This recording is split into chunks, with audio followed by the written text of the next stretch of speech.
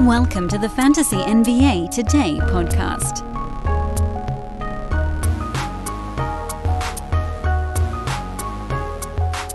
Let me talk to you for a minute about the mental side of going through the fantasy dog days. Yeah, we got box scores to recap. Don't worry, we'll get to those. There were only 6 games on Tuesday. We'll have plenty of time. Especially given that, honestly, there wasn't all that much stuff that happened on Tuesday. Couple of things. But what I wanted to talk to you guys about today is not the COVID side of getting beat up on your fantasy team, but the actual injury side. Because now that we're beginning to, I don't want to say escape the COVID wave, because in the rest of the universe, it's very much in the middle of it. But in the NBA, we're sort of on the tail end of the massive COVID wave. You've seen it start to taper off, more players coming out than going in, all that stuff. Good. That's good. But at the same time, as guys continue to play perhaps too many minutes while their teammates are all out, fill-ins getting a ton of minutes, weird things are happening. And guys are getting hurt, in addition to whatever COVID stuff might be going on. Just as a quick example, as I'm looking at the team of mine that sort of stuck this one in my head, where I was like, I think we need to talk about this today. I have a team where Karis LeVert is in protocols, Jimmy Butler's dealing with the ankle injury, Bradley Beal is in protocols, Norman Powell is in protocols, Gary Trent has a swollen ankle, and CJ McCollum has a partially collapsed lung. On that team, both, and frankly, right now I'm kind of getting screwed. You guys heard me talk about how I basically had to pick on the turn in almost every single league, and I have some combination of Jimmy Butler, Bradley Beal, and Paul George in almost every one of those teams. 2 of those 3 guys. They're all out right now. My top 2 picks are out in most of my leagues. The ones where they're not are the rare ones where I ended up with like the 2nd overall pick. Or the 3rd overall. That happened in like 2 of my 13 leagues. It's crazy. I have like one team with James Harden that's doing fine. And I have another team that has Nikola Jokic. That team is doing fine. And a 3rd team that has Steph. That team's doing fine. I think the other 10 teams that I'm monitoring, I ended up with a pick in the bottom 3. So my top 2 picks are basically out right now. And on the one situation where I think I had picked like 10, and so Paul George and Jimmy Butler were gone coming back, I had Bam Adebayo. So I don't have the top 2 picks in probably 75% of my leagues right now. That's tough to deal with. And the reason, it's not for me to complain to you guys, because everything's going to be fine. I bring it up because I have to believe that some of you are going through something similar right now. And to me, that feeling, when you look at your team and you're like, I just don't even have my best guys. And it's not, and with Beal, it's COVID, but with Paul George, it's basically needing Tommy John surgery or just rest it out. And Jimmy Butler, tailbone, then tailbone again, ankle, then ankle again. Dude hasn't played, what did he play, 5 games in December, in between basically missing half of November, the other of December, and all of January, something like that. You don't know when he's coming back. He got ruled out for tonight's game yesterday. With COVID, and this is such a weird way to look at it, but it's what's happening now. When someone goes into protocols, in your mind, you're like, okay, poo, I'm down this guy for probably 10 days. I might get lucky, asymptomatic, whatever. Maybe they're only out for 6, 7 days, something like that, but it's probably going to be 9 or 10. And if you get really unlucky, like Kristaps Porzingis, he's wearing it hard. Mo Bamba had it bad. Like, certain guys have had it bad, or worse than others. And if you get stuck with those, then you're looking at more like 2 weeks. But it's a pretty narrow band. It's basically 1 week to 2 weeks. You know when your guy's coming back. The unknown factor of Paul George, of Jimmy Butler. We got good news on Bam Adebayo, but I could have mentioned him in that context yesterday. Of Kelly Olynyk, of Jeremy Grant. Those guys are later picks. Drew Holiday was out in protocols, cleared them, but his ankle wasn't better. The list goes on and on and on right now of players who are actually hurt. And again, this isn't me just coming on here to say, oh, shucks, guys are hurt.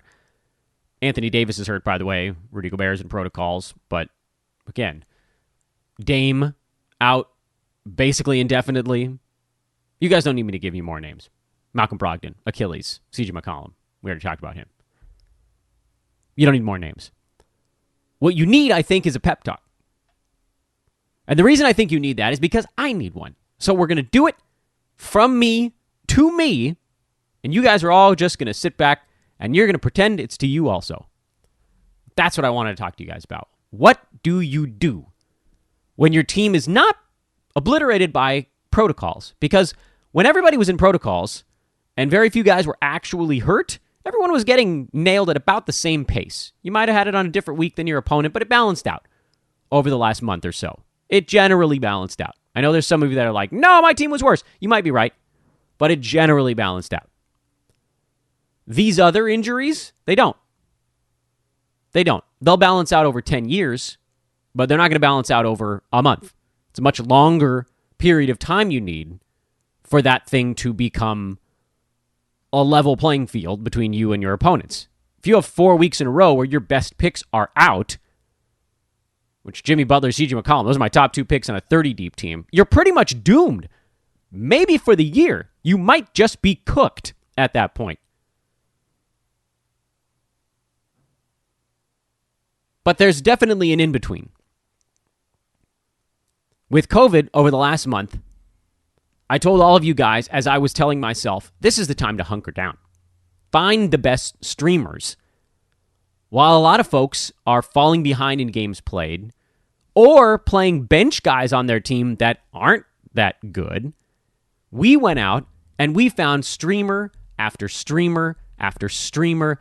It was an unending laundry list of guys that could put up top 75 numbers on any given night. And that was elevating our fantasy teams in the Roto Games Cap format. In head-to-head, we were looking for streams where we knew we were going to get 4 or 5 games out of a guy stepping into a better role. Maybe he wasn't going to go top 75. Maybe it was going to be more like top 100. But top 100 for 4 games in 6 nights or whatever as a stream. We were elevating our teams. But unfortunately, you can't really do that when it's just a litany of injuries knocking out your key guys. It has to be approached a different way. And you guys are not going to like the pep talk that I'm about to give, because the pep talk is glaze over. You know what that means? To have your eyes kind of glaze over? Where you just look like you woke up from a nap. The world is a little bit blurry. You're not quite all the way locked in on whatever it is you're doing. Because right now, in this moment, let's say you're dealing with that same issue let's say you're Jimmy Butler, Paul George, top 2 picks are out right now. You have 2 paths you can go on. Path number 1, and it's different for head-to-head and Roto. Path number 1 on the Roto side is you can freak out. Start playing guys who don't belong in your lineup, using up games cap on bad stuff. Glaze over. My advice is glaze over in a games cap Roto format. If you're dealing with this kind of thing, continue to look for those streamers. Like if you got 9 guys out on a 15-player team, or if you got like 7 guys out on a 13-player team, yeah, I mean, you're going to have to probably turn someone into a streaming slot. But if it's 4 or 5 guys out, and you're just falling behind, game a day, game every other day, whatever it might be compared to the rest of the people in your league, just glaze over. Because the streamers for those injured guys have probably already been picked up. You might not have a roster spot to do anything with them anyway. And you kind of just have to wear it. You kind of just have to wear it. Now, in a head-to-head league, your calculations are a bit more extreme. You're going to have to make a hard cut. You have to do the opposite of glazing over. You have to put on your killer mask, whatever that means. And you're probably going to have to cut somebody that you normally, in almost any other circumstance, would not cut. Looking at the head-to-head team right now, where I have like 9 guys out, and I'm just getting smoked 2 weeks in a row. 4th place down to 9th place in 1 week. 9th place will probably go to 11th if it keeps this way. Probably just have to drop someone like Norman Powell, which sucks. He's a good basketball player. He's been real good this year. Can't drop Jimmy Butler. Can't drop Bradley Beal. Karis LeVert is coming back, so can't do that one. Just can't take that many zeros. And you're like, well, I've heard people say, hey, what's the difference between 5 guys taking zeros and 4 guys taking zeros? Well, the difference might be you lose 6-3 or 5-4 instead of 8-1 or 7-2. Your third option, if you don't want to go crazy cutthroat and you're going to get smoked, is just start the one guy on your team who's really good at field goal and free throw percent and try to lose 6-3. You'll win turnovers. I can pretty much guarantee you that. I don't know who you've got in your club. Maybe you've got like DeMar DeRozan. Pretty good likelihood that he shoots about 50% from the field on a given week and about 85% at the free throw line on a given week. That would probably win you both. I don't know who you've got. Look at your team, size them up, whatever it might be. Or maybe you need a combination of guys. Maybe you need like a high volume, really good free throw shooter and a medium volume, really good field goal percent guy. Whatever it is, do the calculations on your team and lose 6-3. There is dignity in only falling a little bit when you are getting plastered by legitimate injuries on top of the protocol stuff. That's where it really starts to get you, because everybody's got 2 or 3 guys in protocols, pretty much. Again, give or take a team or 2 in your league. But not everybody has another 3 guys actually hurt medium term. That is where we can all get destroyed in head-to-head, and you can see your season end in 2 weeks if you don't take the right moves. So either be cutthroat or take the 6-3 losses, but one way or another, you must avoid losing 8-1 or 7-2 at all costs. Those types of defeats drop you so fast that if you're in a competitive league, you might not have a shot to come back 2 weeks from now. Ooh, almost forgot to tell you guys about ThriveFantasy.com. I'm going to do some posting about it on social media here today as well. You got to head over there. Check them out. Check them out. Oh, Drew Holiday just got listed as doubtful for tomorrow. Terrific. So that continues. Larry Nance, by the way, traveling with the Blazers on their upcoming road trip. Ooh, good stuff. All right, you balance the good with the bad. Whatever. Yeah, ThriveFantasy.com. Here's the thing. You probably don't need to worry about Larry Nance if you're playing over at ThriveFantasy.com and the Thrive Fantasy app, because all you got to do is prop up. ThriveFantasy.com. Sign up today using promo code ETHOS, ETHOS. That's our ethos. That's how we exist. You get a 100% deposit match bonus up to $100. And this is the way I really want you guys to check it out. Just put in $10. Go to ThriveFantasy.com, use promo code ETHOS, and put in $10.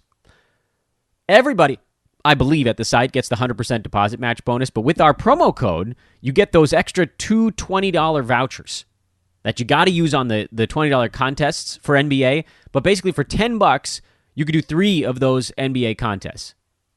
It's pretty awesome. And if you follow our DFS Today team, the amazing guys, Santino, Mike, and their crew, they'll get you started with their favorite overs and unders. It's all prop bets. You guys know what prop bets are. Overs and unders. What is a player going to do? They're going to give you the 20 biggest names on the board and set you a line. Are they going to score more or less? Are they going to rebound more or less than a particular number? You pick 10 out of those 20, and if you get the most right, you win a share of the money. ThriveFantasy.com, promo code ETHOS. Sign up today, make them love us, and you will love them. Welcome to Fantasy NBA Today, everybody. I'm Dan Bespris, dealing with a lot of that. I have it in multiple spots. I have it in a head-to-head league where I'm looking at it like, I'm not going to make the playoffs in this league because of this stretch. Basically a Jimmy Butler stretch, but other guys getting involved in it. And I have it in a roto league where I've done everything in my power to rotate guys in and out of my lineup just to have, as many active players, someone playing every single day in a couple of spots, full stream, as humanly possible. That team right now, 1, 2, 3, 4, 5, 6 guys with an injured tag, another 2 game time decision tag. I mean, that's a lot.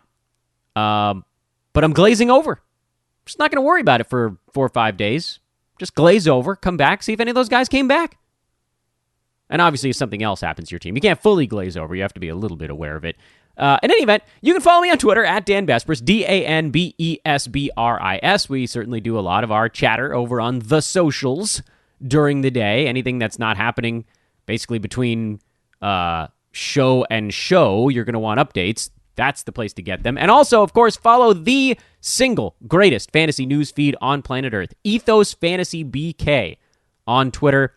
I've been watching it real closely, and not only now are they faster than Fantasy Labs, they're more thorough.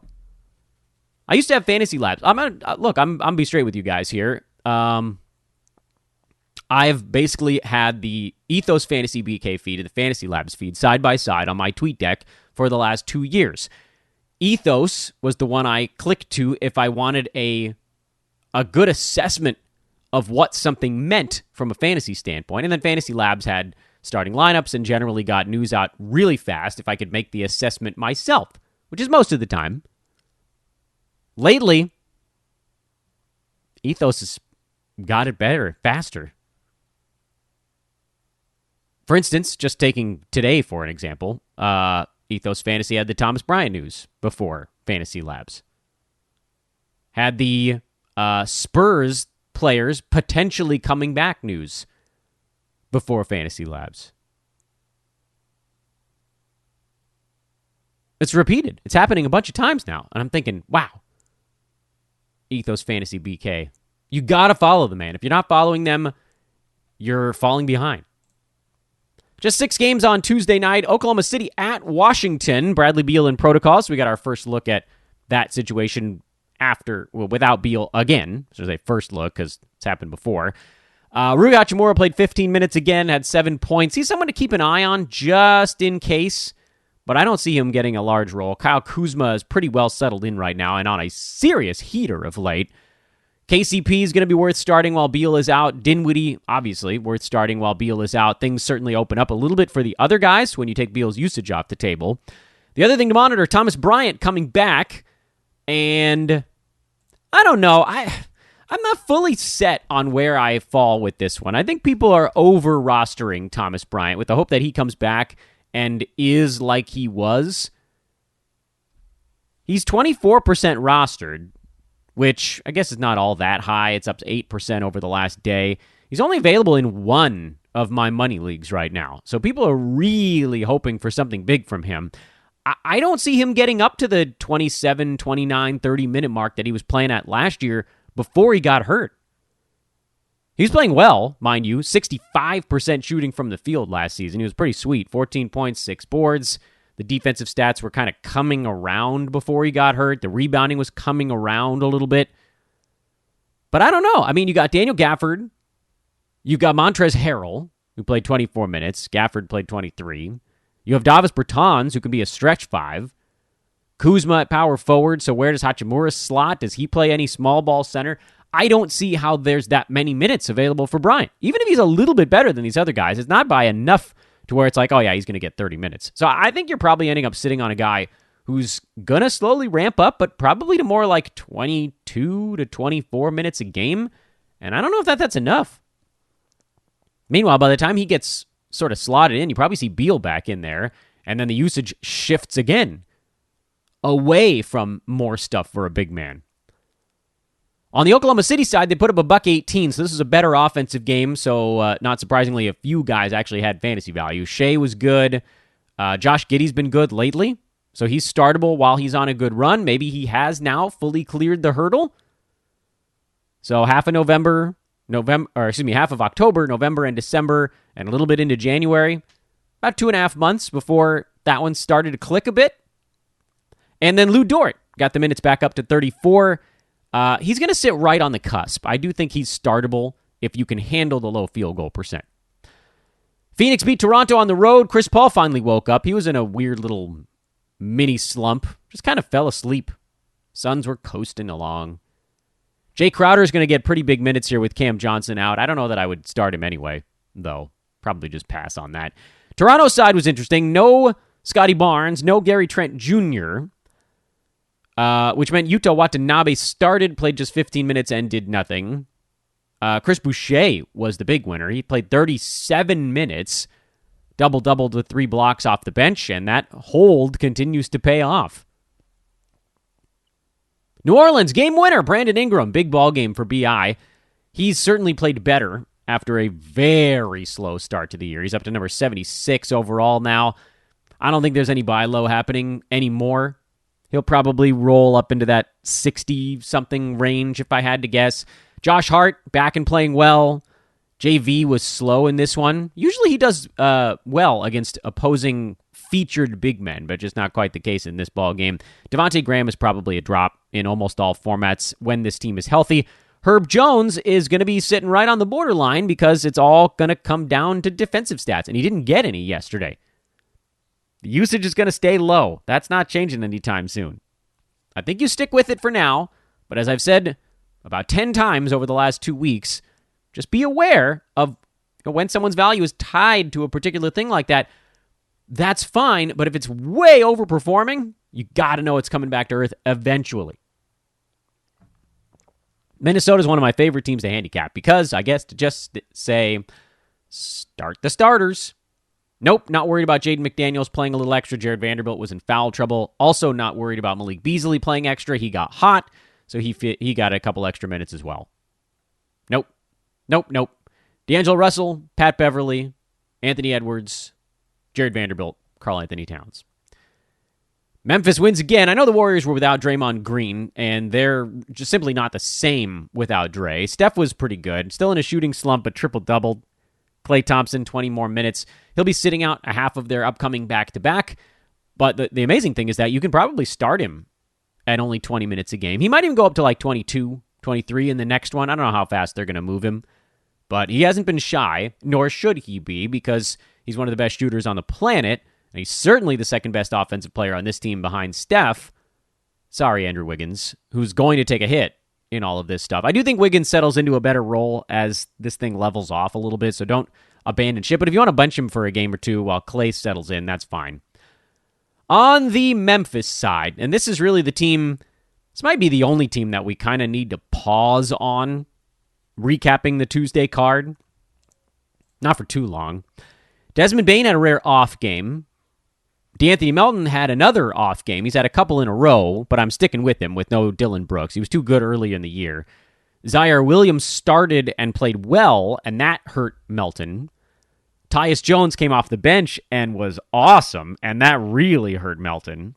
Jaren Jackson Jr. was in foul trouble, and that helped our guy Brandon Clark, who I've been trotting out there the last 4 or 5 games, and it's gone really well.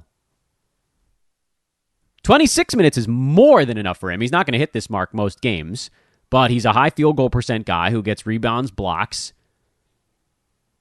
Not completely bashful about taking a handful of shots. I think most of the time he's going to be closer to 20 minutes, which, believe it or not, is actually still enough for him to sniff that top 90 range. So I'm sticking with Brandon Clark. I'm not sticking with slow-mo, nor that's the wrong verbiage, because I never said to pick him up. Someone was like, about half of you that sent me Twitter questions in the last 2 days were about Kyle Anderson. No. We saw enough of him playing in the mid-20s in minutes earlier this year to know that the one big game against the Lakers was not one you could count on long-term. And yes, he had 4 defensive stats here. And yes, he's good with steals, but he doesn't really want to shoot very much. He's not a primary ball handler. It was a sort of a safety valve in that previous ball game. But damn, this team's just beating up on everybody. I said a lot of names there. Here's where I stand. Tyus Jones can stay on the wire. Brandon Clark, I'm starting right now. I'm not going to even talk about the obvious ones. Bane, JJJ, John Morant, those guys are very obvious starts. D'Anthony Melton is the only one that also gets questions, and he's a start for me, even though this was 2 games in a row that were just truly horrible. Also, a big deal this week. Our buddies over at expressvpn.com/hoopball. Yes, it's the old site name, I know. Stick with me here. 15 months for the price of 12 at expressvpn.com/hoopball. 3 bonus months on your 1-year subscription at expressvpn.com/hoopball. Use your league pass the way you want. You're paying $200 some odd for this damn thing. It's crazy. They're charging you through the nose, and then they're going to block you? They're going to block you out on the games you want to watch because, I don't know, some cable company claims your city is part of the network that their team... Okay, this is probably not a problem we suffer from as much in a place like Los Angeles. We've got our key teams. If you have the particular cable company, you're in pretty good shape. But think about the Dodgers. Dodger games were not available to most of Los Angeles for the better part of a decade when Spectrum took over cable around here. I don't know, you guys, you know that. You guys probably don't need to know the Dodgers TV stuff that was going on. And I know that's baseball and not basketball. But it applies to other parts of the country where I'm sure this is happening, and I am not aware that it's happening. You're like, okay, I can't get this damn game. I'm going to get the game day package. I'm going to get the league pass package, and then at least I can watch what I want. Because here's a couple $100 of my dollars. Nope. Blacked out. That's stupid. Use expressvpn.com/hoopball. And you can be anywhere you want. Remember last week I asked my wife where would she want to be if she could be anywhere, and she froze? You can literally pick any location on planet Earth, and she froze. Want to be in Kathmandu? Watch a Dodger game? Cool. Okay, there might not be a VPN for Kathmandu, but you can be somewhere else. That way blackout rules don't hit you. And other streaming services as well. Netflix Japan is different than Netflix America. You want to see what other countries get to watch on streaming services? Have at it. You paid for these damn things. You should get to use them. And a VPN makes sure that you do while protecting your privacy. expressvpn.com/hoopball. And by the way, just to tack on to the end of that one, big thank you as always to our buddies at manscaped.com. Promo code there is Ethos20 for 20% off and free shipping. And mybookie.ag. Don't worry, we'll let you know as more free money stuff pops up over there. Just go bet on the Super Bowl, damn it. That's coming up. How far away is that? About a month? I don't track football very much. College championship game was a couple days ago. Boy, that one was a weird one. I don't follow college football at all, but I do know that for a week, all I heard people talking about was, wow, Alabama's an underdog. That's a guarantee. And I was like, yeah, I don't know this game at all, but I would bet my life savings on Georgia just from hearing that analysis alone. Anyway, visit mybookie.ag. Their promo code is HoopBall, and we'll make sure to keep you abreast of any time they're giving away money for free. Chicago dispatched of the Pistons, who just had nothing left in the tank. Yikes, 133-87. Isaiah Stewart finally had a better ball game, 11-7 and 4 blocks. Is this the wake-up game? Probably not, but, we'll keep rolling him out there. Tried to warn you guys about Hamidou Diallo. He was fine here, but only played 18 minutes. There's just no guarantee of minutes in Detroit. Josh Jackson was playing better, so they were like, all right, screw it, we'll roll Josh Jackson tonight. Yes, there is an outside shot that Diallo picks up more minutes if the Pistons start moving bodies at the trade deadline, but most of the guys on this team, at least the ones that played yesterday, are relatively young. What are they going to do? Trade Josh Jackson to clear out room for Diallo? I don't think so. Luka Garza, Sabin Lee, Cade, Sadiq Bey, these guys are all staying put. The guys on the Pistons that might move, Olynyk, Jeremy Grant, Corey Joseph, those guys didn't play yesterday. This was what the Pistons would be post-All-Star break if they trade the veterans. I know. It's frightening to look at. But at least it was good for Stewart. By the way, I do still like the idea of stashing Grant and Olynyk just to see what happens there. I don't know that those guys are getting moved at the deadline. There's a lot of smoke around Jeremy Grant. And if he moves and Olynyk doesn't,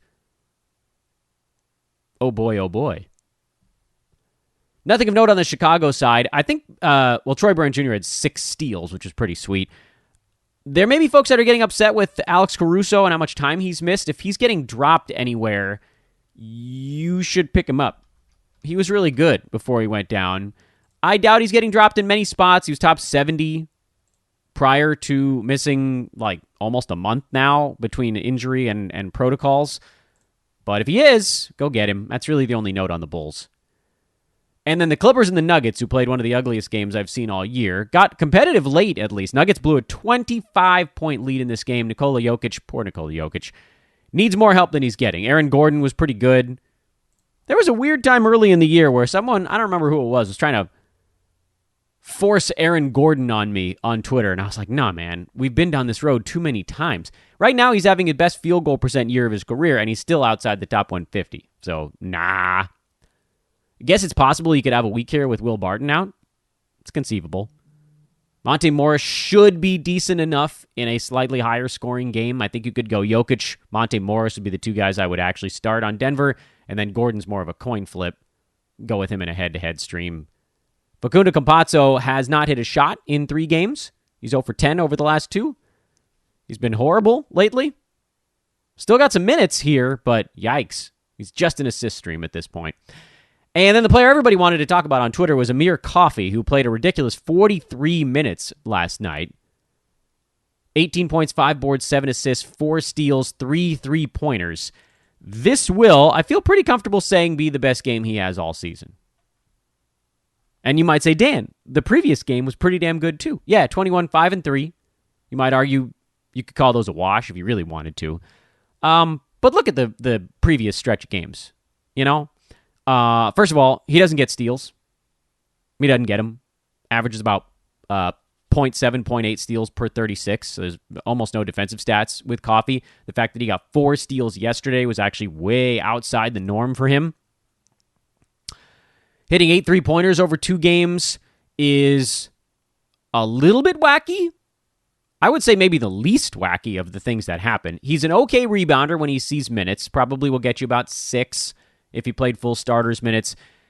The passing is a little bit of a flash in the pan. He has some 3s, some 5s mixed in over his last 10, 15 games. Here's the thing. Rather than go through these things individually, just look at the game log.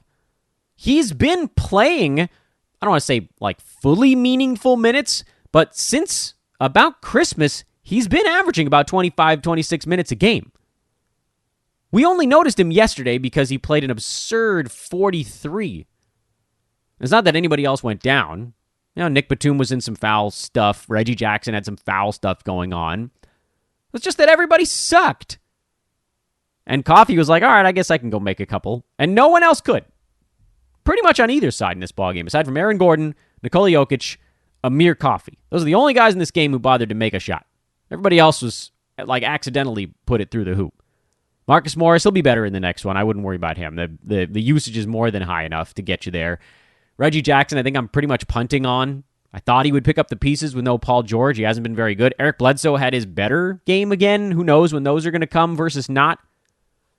Ivica Zubac had a world of trouble with Jokic, and then they just abandoned ship on that one. Man, I wish Isaiah Hartenstein was playing. You know, the sad thing is that I went into this Tuesday slate thinking we're going to learn a bunch of stuff, and we didn't learn as much as I wanted to. Mostly because of absences. You know, Toronto missing 2 starters. We don't really know what that means for Chris Boucher. Obviously, he's a winner when guys are out, but I want to know what things are going to be when they're in.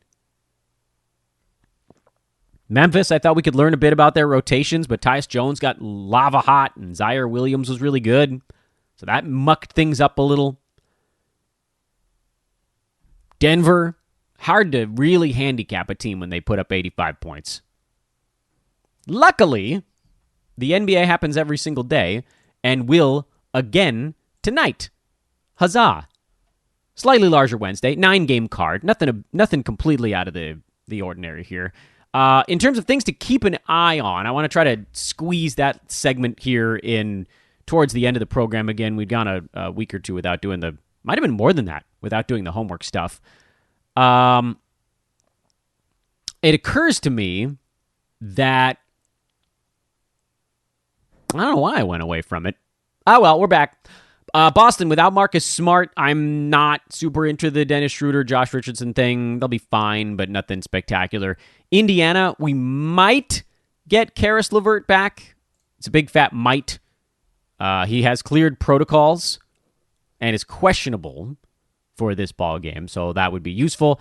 And you know, we spent the last week and a half trying to figure out if anybody else would consistently step up for the Pacers, and they didn't. So meh to this one. Charlotte, Philadelphia, kind of a bit of a meh. Also, keeping watch on Matisse Thybulle, how he's been doing lately. Generally pretty good. Cody Martin on the Charlotte side is watchable. Orlando, No centers, as far as we know. Mo Bamba out. Wendell Carter Jr., I believe, is doubtful right now, unless he's also been ruled out since the last time I checked the newswire, which means we might get that weird Robin Lopez game. Washington is worth monitoring because Thomas Bryant's coming back, but if anything, people are going to be annoyed he doesn't play that many minutes, and they might drop him. But I don't care. I just told you earlier in the show not to stash him anyway.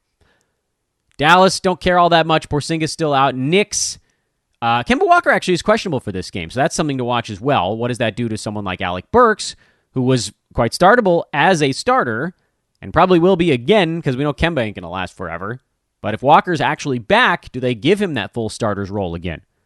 Or do they finally throttle him down to like 25 bench minutes and try to keep him healthy? Who knows?